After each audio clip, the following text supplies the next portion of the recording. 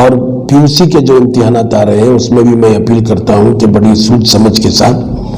طالب علم جائیں اور ایگزام میں پوری تیاری کے ساتھ جا کر کامیابی سے بیٹھ کر اپنے آنسر شیٹ کو لکھیں، اور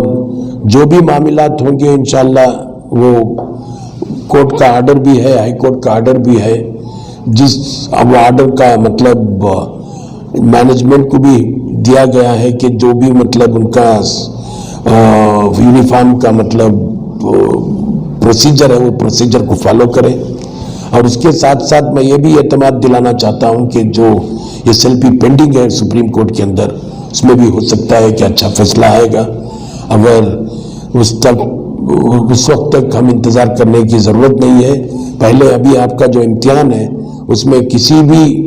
رکاوٹ کی وجہ سے رکاوٹ نہیں آنی چاہیے، کیونکہ تعلیم ہر